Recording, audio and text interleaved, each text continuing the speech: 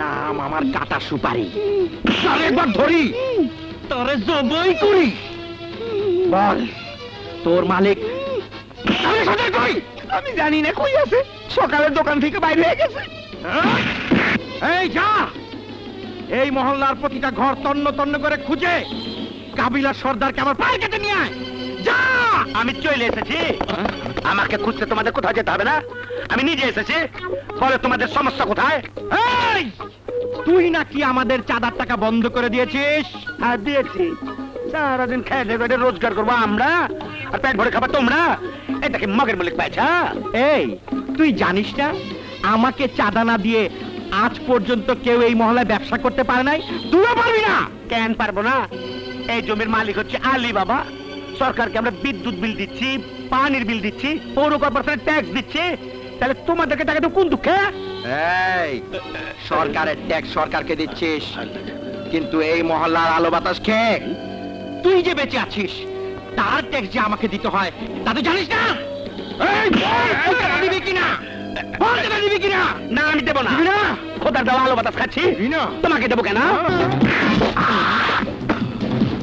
এটা আলী বাবার মহল্লা, এই মহল্লাতে মাস্তানি চাঁদাবাজি কোনোটাই চলে না। দাড়ি নয়, কমা নয়, একদম ফুল স্টপ।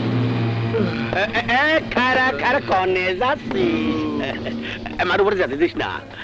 আমাদের এলাকায় এসেছে চান্দার জন্য, কিছু দিতে পারলাম না, একটা কিছু দেওয়া দরকার না? এটা দিয়ে দেবো, যাও পড়ায় দাও। ঠিক আছে,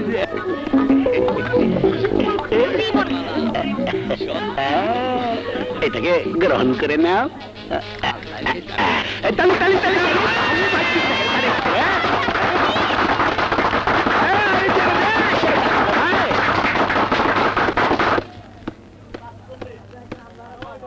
ভাইয়া খা।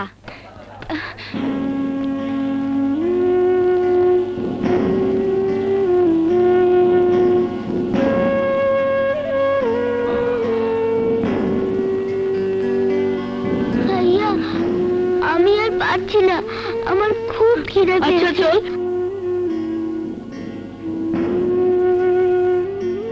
খিরে অমন করে কি দেখছিস? তোর চোখে পানি? হ্যাঁ বাবা, আজকের দিনটার কথা কি তোমার মনে আছে? কেন থাকবে না? আমি তোকে খুঁজে পেয়েছি, আর এই দিনে আমি হারিয়েছি আমার বোনকে, আমার একমাত্র আপনজনকে। তোমাকে সাথে নিয়ে আমি কত খুঁজেছি, কিন্তু পাইনি কাজলকে। আজও জানি না কাজল কোথায় আছে, কেমন আছে।